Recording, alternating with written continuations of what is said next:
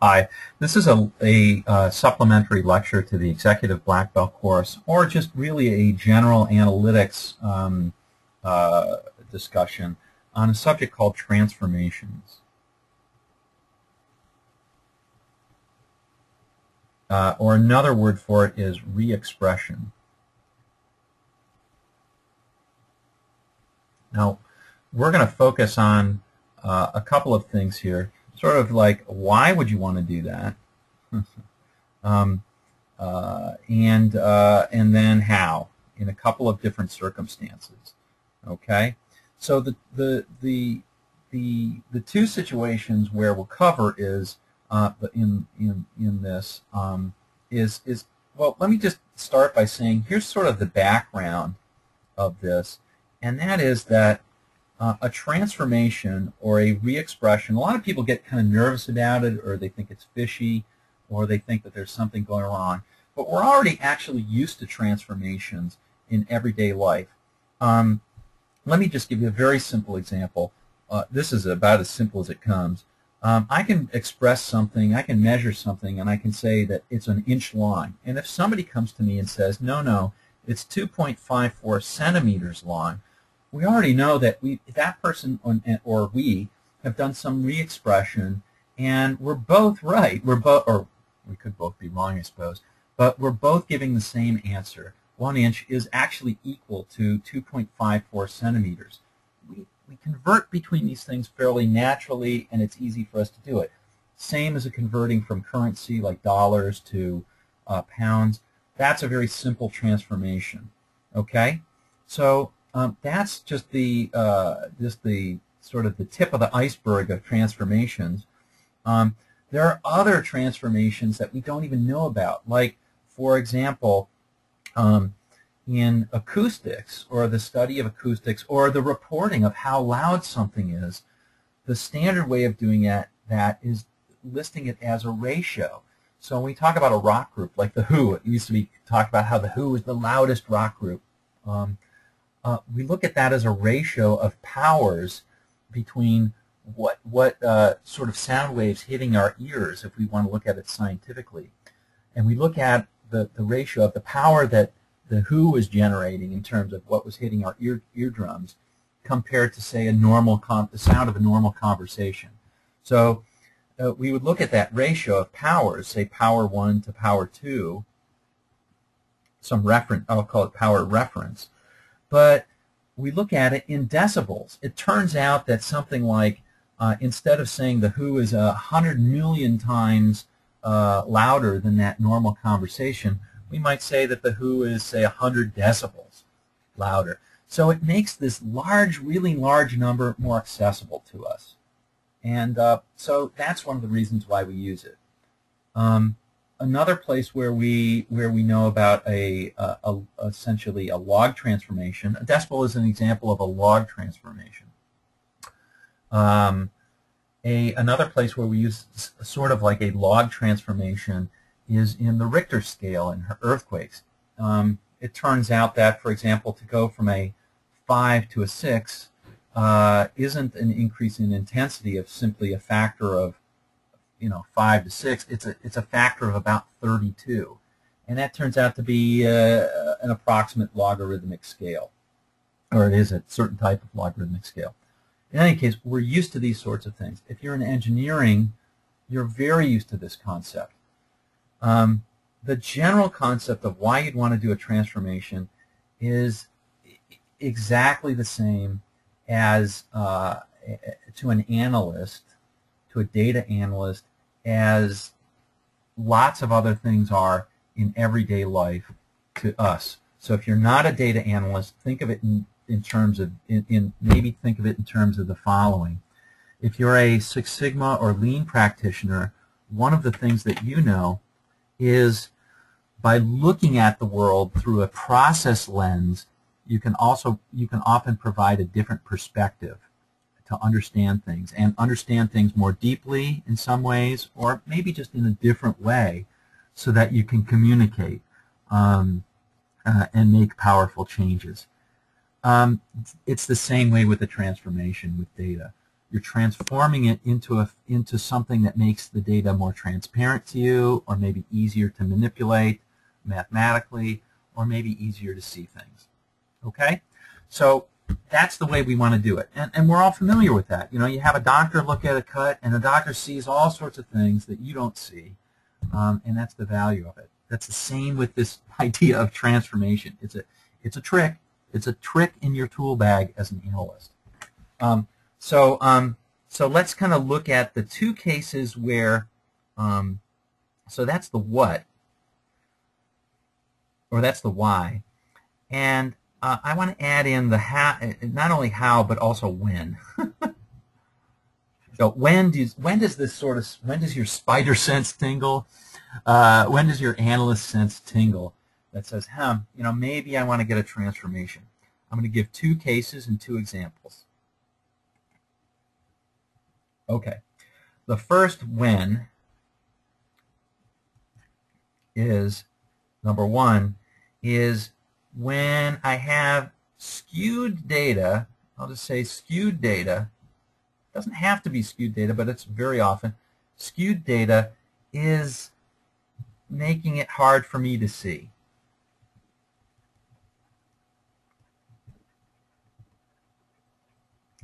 See details. Let me give you an example. So suppose I had data that looked like this, and I don't know what these could come from. Maybe what I'm doing is I'm plotting the earnings of CEOs of businesses, and way over here are like the Forbes top 100, and over here are sort of individual business owners, the people who own the Chinese restaurant in your town, and the gas stations, and the mom and pop stores. You know, and they're not getting rich, but we've got some people over here. It's really hard to understand, say, details over here. I don't see a lot of details here, and it's especially hard to see details over here. It's hard for me to see. So a transformation is going to do something. It's going to kind of squash these guys together, and then kind of spread it out so that we can see some things. I think an example will help. So let's take a look at that. And again, I want to emphasize that today we are looking at primarily the log transformation. So I'm going to be looking at logs. Doesn't sound that exciting, looking at a log. Okay, let's look at it through an example.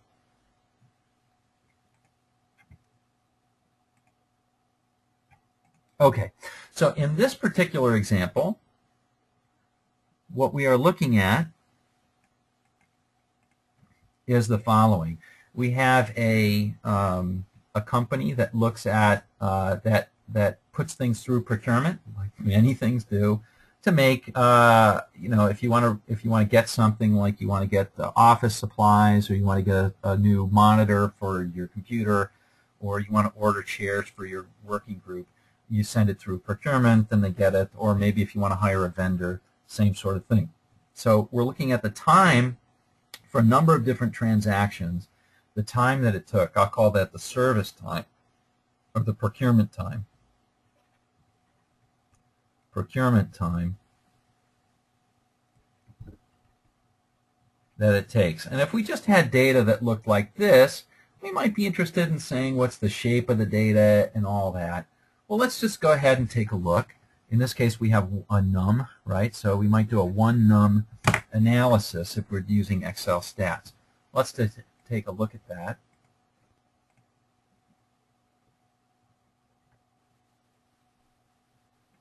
Here's my Excel stats. Sorry, it took me a little bit longer than I wanted to there. And let's go to procurement, select it. Let's take a look at the one num. Sure enough, and I'm going to, again, give myself a little room on the bottom. And, I don't know, 10 classes, 16 classes. That looks pretty reasonable. Okay, so certainly, let's take a look at, let's make this a histogram. Take a look at that.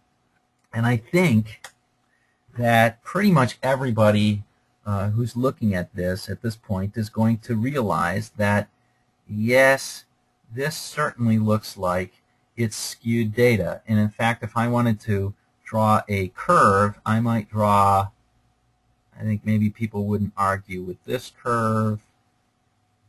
There's probably lots of other curves I could draw too, right? So the problem is I don't have a lot of detail on this, on that tail, and maybe even more than that, I don't have a lot of detail on what's happening within the bulk of the data. So one way of doing that is to take a transformation to be able to see a little bit more clearly on those. And sometimes different patterns will come up. Sometimes different things that you didn't know were present come up. And let's just try it. Let's just take a transformation, and we'll find out in cases where you have skewed data, a log is perfectly good. So let's go ahead and take a log. I'll show you how to do that and what it all means also. Okay, so here we are back in our program here, or back in our data file, and we're going to take a log. But before we do, I just want to tell you what a log is. First of all, there's a couple of different logs. The two most popular are log base 10 and log base E. This is for people like me, mathematicians. We love log base E. I'm going to keep us in the realm of log base 10 because I think it's understandable and in some ways a lot better anyway. So let's go to it. So let me give you the backdrop. Suppose I wanted to I posed you the question. I said 1,000 is equal to 10 raised to what power? Well, you'd probably say, well, that's equal to 10 times 10 times 10, and so it's equal to 10 to the third power. And you'd be right. But what if we wanted to ask that in a general way? It turns out that the log is the answer to question mark. Okay? So the log of 1,000, it turns out, if we want to write this in another way, the log of 1,000 is equal to 3. It's equal to 10 to the third power. I'm sorry, it's equal to 10. It's the answer that says what is 10 raised? What do I need to raise 10 to get to be 1,000? That's the answer to that. Okay, let's just try a couple more.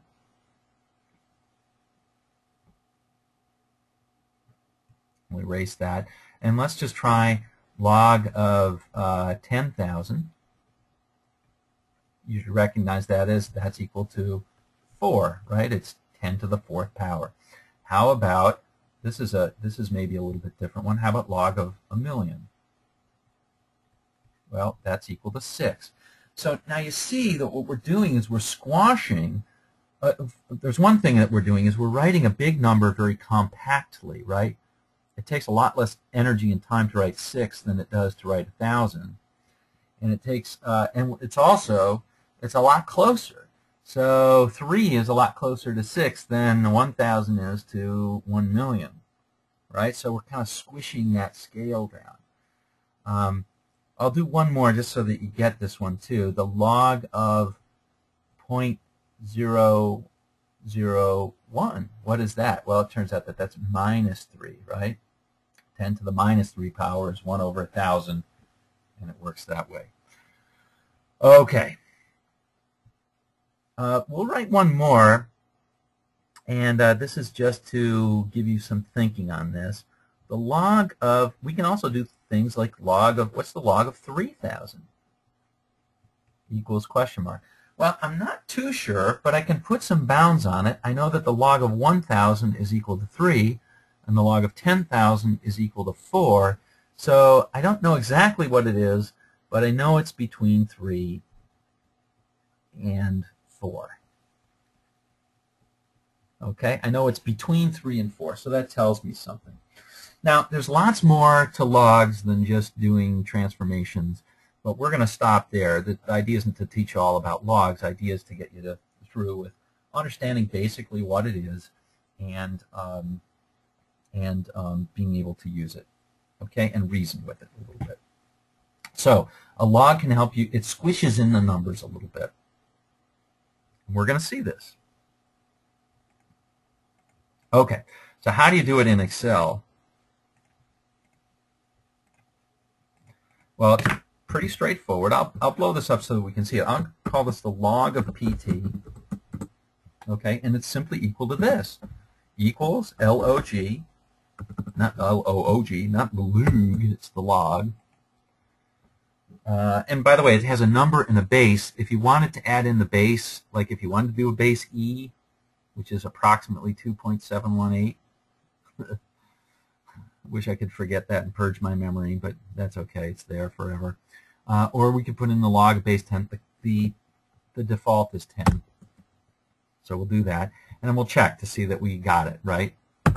Okay, so it says here that the log of 389 is basically about 2.6. So let's think about that. Well, we know that the log of 100 should be 2, and the log of 1,000 should be 3. So the log of 389 should be in between those two numbers, and it is. Your intuition might be telling you that it should be less than halfway, but your intuition would be wrong in this case because if you don't understand logs, if you do understand logs, you'll know that they're curved. Anyway, that's neither here nor there. Should be in between 2 and 3, and it is. So let's go ahead and copy that down all the way to the bottom. And the claim is that what I've done is I've taken something that's skewed and I've made it less skewed. Let's see if that's true.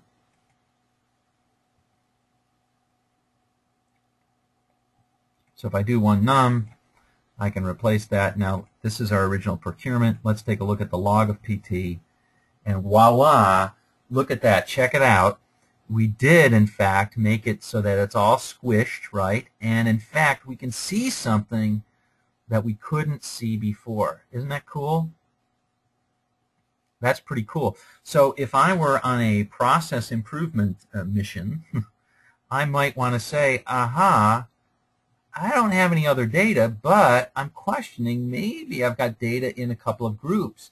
So I want to brainstorm why these data are grouping. You know, maybe this, remember, this is procurement. Maybe this is a type of procurement. Maybe this is all vendor, and this is all, materials. Or maybe this all requires a signature from compliance or from legal or from marketing, or who knows what, right? Needs some signature, and this does not. Okay, so again, it's not going to tell you why there's two humps, but look at that. It gave you something, it gave you sort of supercharged your eyes so that you could see things a little bit better. To show you pictorially what's going on when you do a transformation, as we move from sort of, when you do a transformation, let me show you what that looks like.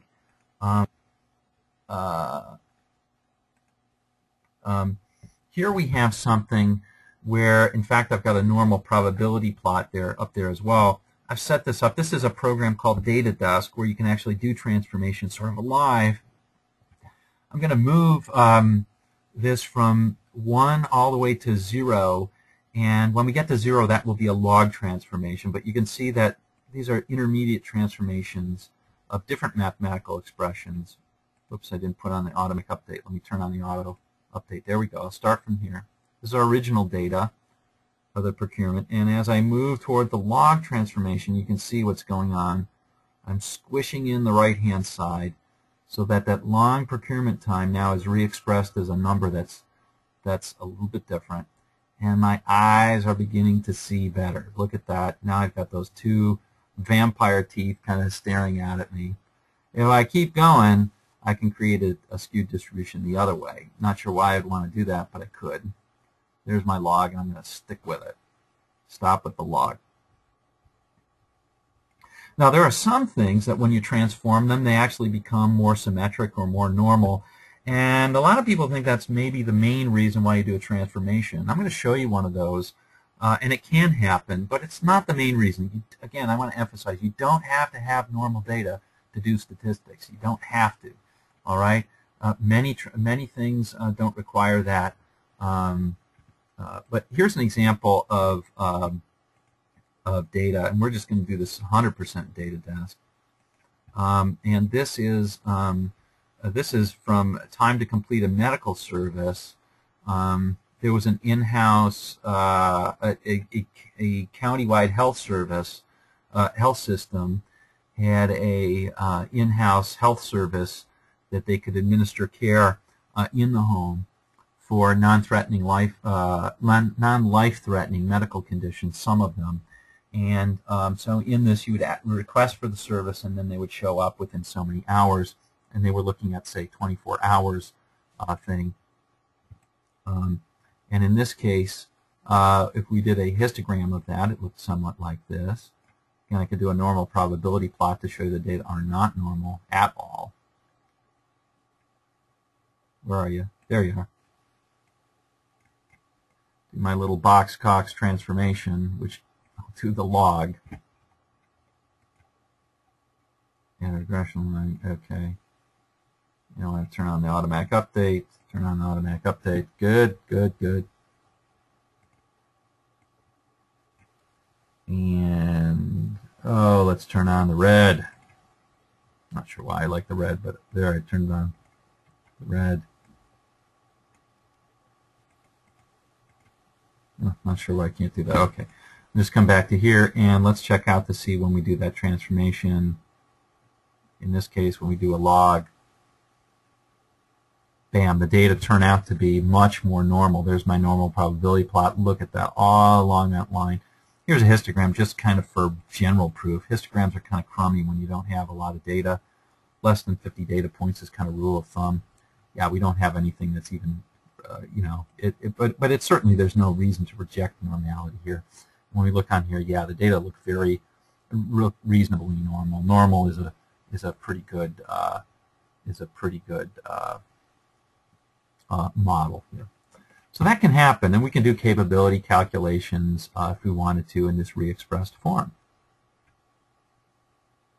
Okay, that's enough for that one. So there we go. If we ever wanted to get back to the original from the log, like if we did something to it, like we added 10 to it, or we fit it to some other thing, we fit it to a model, we got a number, we can transform back by simply taking 10 to this particular power. So if I take the number 10 and I raise it to the power there, you'll see I get the original number back. There it is right there. See that? If I take 10 to that, I can get the original number back.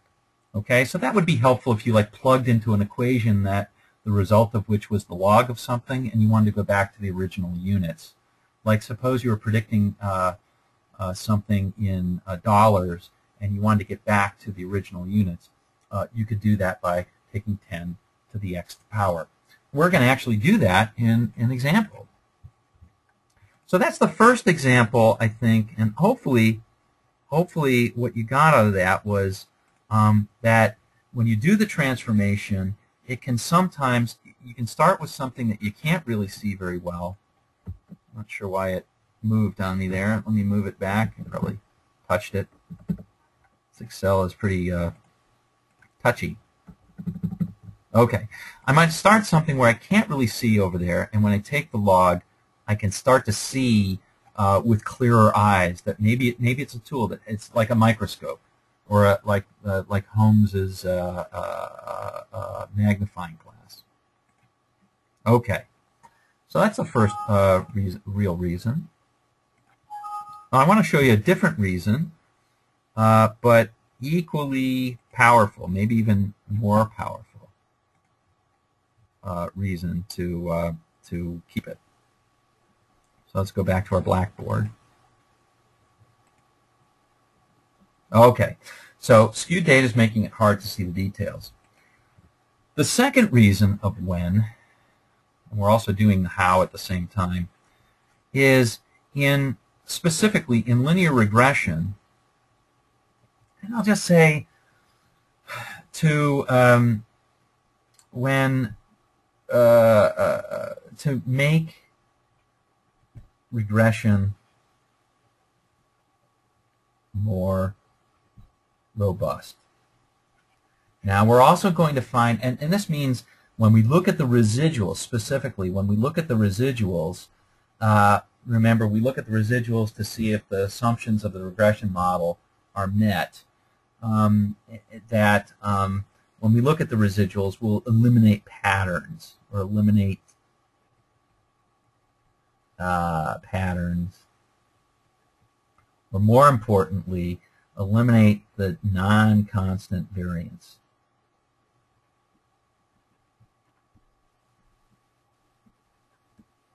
Okay, so let's do an example of this. I think what you'll see will make sense. Remember, when we have the residuals, one of the patterns that we looked for was this non-constant variance. And this, you can think of this as follows.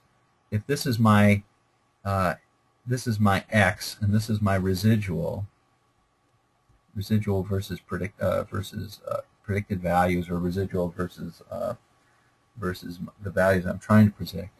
It turns out that, or this is my y predicted, that if I look at the residuals as my signal kind of goes up, my noise also goes up tremendously. You can think of it as, and I always think of these as alligator jaws. That's why I drew that in. But you can think of it as follows. Suppose you're listening to your stereo and you want to crank up the volume. That's like cranking up the number on your prediction, right? You're predicting larger and larger values, or you're using a larger and larger x to predict your y. That the error in your model keeps cranking up as you do that. Think of it as cranking up that stereo, and what happens is the more you crank up that stereo, you're cranking up the distortion in the voice as well. We don't want to do that. Good amplifiers and good stereos, you're able to crank up the volume without a lot of distortion, right? Really poor ones, like an old transistor radio from the 70s, when you cranked up that volume, got terrible distortion on what was going on.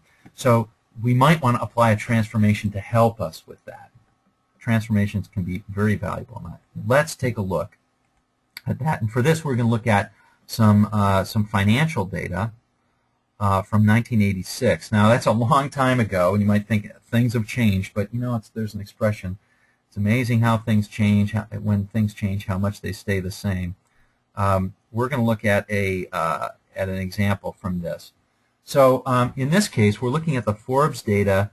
Now, these come from Fortune 100 companies or Fortune 500 companies in 1985, actually, and they ran the gamut from technology companies to companies like GE, large manufacturing, to financial services, to totally service industry type things, airlines. So that's what we're looking at. And one of the things, suppose that you, now we're simplifying this to just have two variables, but in reality we'd have many variables. Suppose you were looking to predict assets given the sales data from a company. You know, what could you do this? Could you do this with a linear regression? Well, maybe. I know with you and I, we'd like to probably get more data, more variables. But let's just see if we can go ahead and do that by using that. So now we've got two nums, right? We've got a num and a num. So perfect case for a linear regression. Let's take a look at it. And oh my, here's our scatter plot. Remember, I might say that, yeah, I have a line. It kind of looks like a line there. Let me draw my guy here. It kind of looks like a line. But, boy, it sure looks like my prediction is not going to, I'm not going to be very comfortable with my predictions out here. And I do kind of see that fan shape. So when I do my regressions, I probably won't be able to, I won't be all that comfortable with the regressions out there. So let's go ahead and do it, though. Let's do the regression. So when I do it, yeah, I get that line that's fit. Okay, very cool. I should look at my R-squared. Turns out it's not very huge. There's my R-squared right there, 55%. But even if it were large, I'd still feel uncomfortable out there. Let me take my residuals. And yeah, there's that fan that I was seeing. I am really uncomfortable, especially with making predictions out there. If I were going to use this model, I'd like to be more comfortable. So sometimes when you have data like this, transforming the data can make it more comfortable. And I want to demonstrate that by using that other tool that we had before. So what I've got here is I've got, there's my, let me add my regression line. Or there's my, let's just use this scatter plot. There's my scatter plot of sales versus assets. And I've got my own transformation thingy going on here. And you'll see I've also got the histograms right here at the near the bottom of the page. And now here's my regression. You'll recognize this as being the same. And if I take a look at the residuals, they're gonna be just as bad as before. So one of the things I might do to make it more robust, as I said, to make it more resistant to the assumptions, is to transform. So I'm going to start by transforming. I'll transform my x variable to see if that helps. Here's my log. That's a square root. Let me go all the way to log. And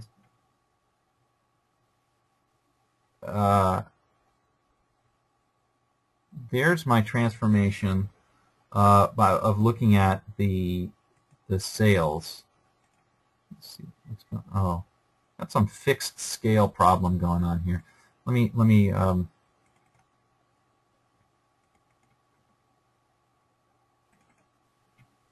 just go ahead and make the scatter plot directly. There we go.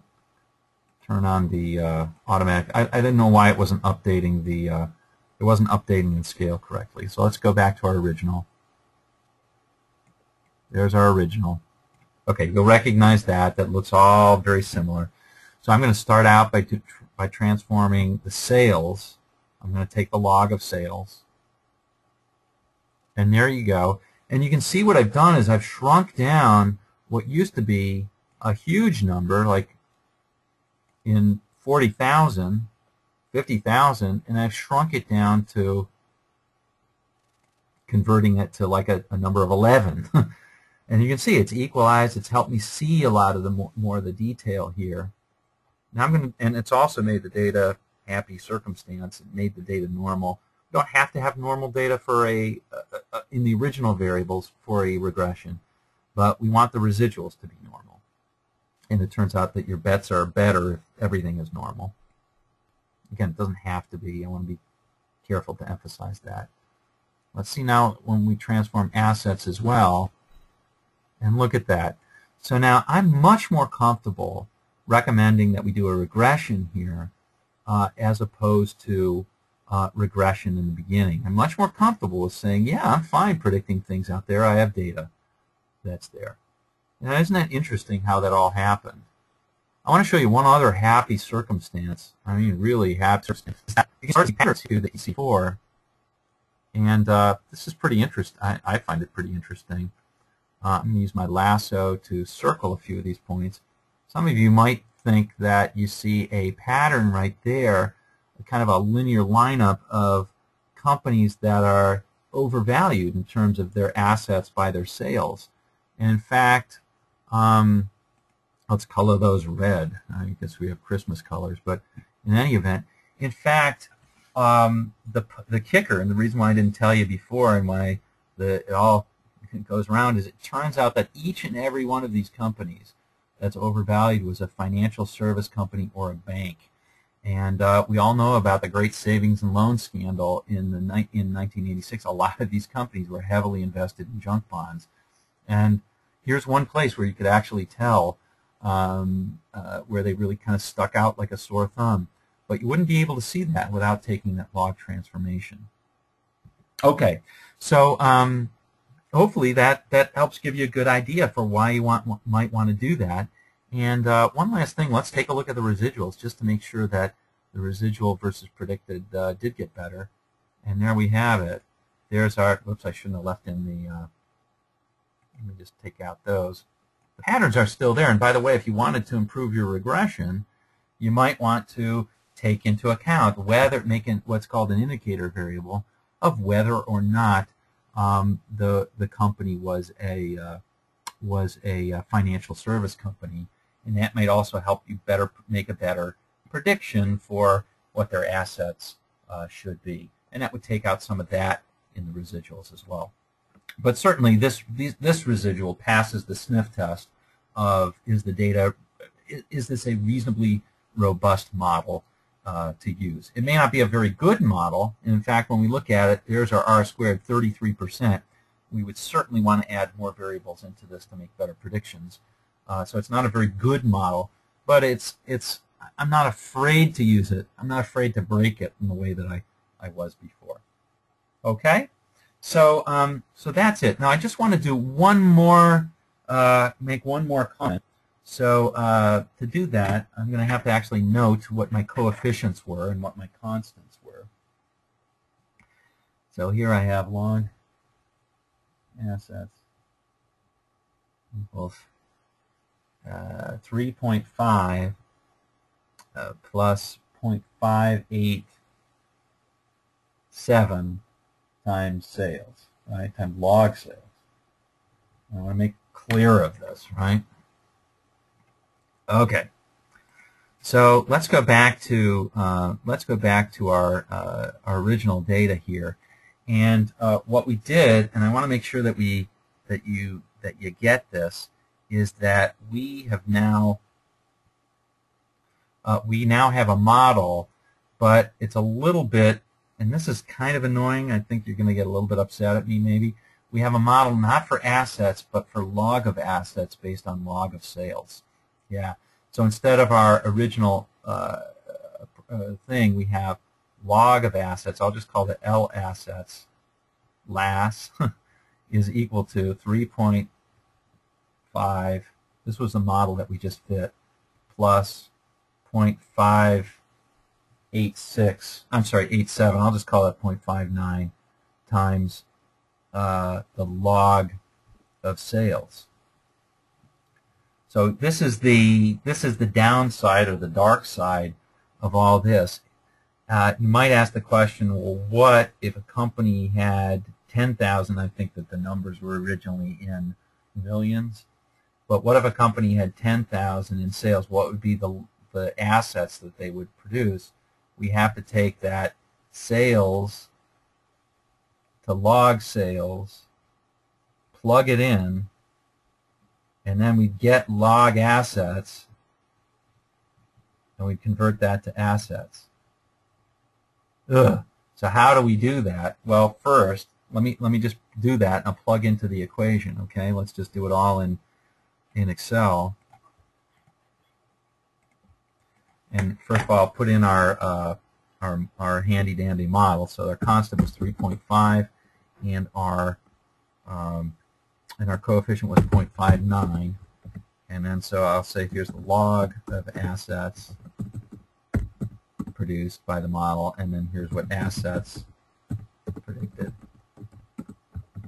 Okay, so let's start out by plugging in if we have sales, and I said it was 10,000. Whoops, 10,000, right? Here I plug in equals the log of 10,000. So the log of 10,000 is 4. That makes sense, right? This just remains the constant. So my log of assets is equal to simply this, which is 3.5 plus 0.59 times my log of sales. Great. So it predicts the log of the assets would be this. And so what does that mean in terms of the assets? Well, that's equal to 10. That's equal to 10 raised to this power. I'm just going to reverse that out. 724,000, and that would be our prediction. Okay, in the original units. And again, we could now change these to, again, let's put in 1870, and we'll see that our prediction is probably going to be pretty close to that. Not exactly, right? We don't predict it exactly all the points on the line, but let's see how close we got. 1870. There we go. 269,000. The ones that are bigger are going to be pulled more. 90, 84, There we go. So again, that's going to be the prediction that we have coming in there. It's possible that I made a little mistake here, but I don't think I did. In any event, that's how you back it out. So again, certainly, I would hope that you do feel more comfortable, say, using this, and feel that this meets the assumptions, and that, maybe more importantly, that you can really see this stuff, right? You can really see things that you couldn't see without taking that log, that you should feel more comfortable with that than you did with the original right here. Okay? All right. So as a quick recap, transformations. Okay, it's an analyst trick. It's not really it's not a trick to fool, and it helps us see better.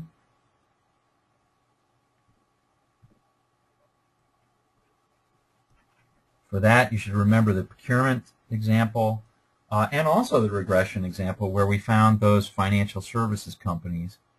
And also, it helps a little bit with the assumptions. Helps with making robust models. And that's specifically in regression. We looked at that. All right, so I hope that you found this helpful and illuminating. Transformations, not all that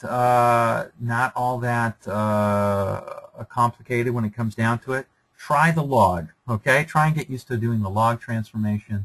I think you'll find that in many cases where you have skewed data, it'll really help you understand and see your data a lot better than you have in the past. All right, take care, and hope you enjoyed the lecture.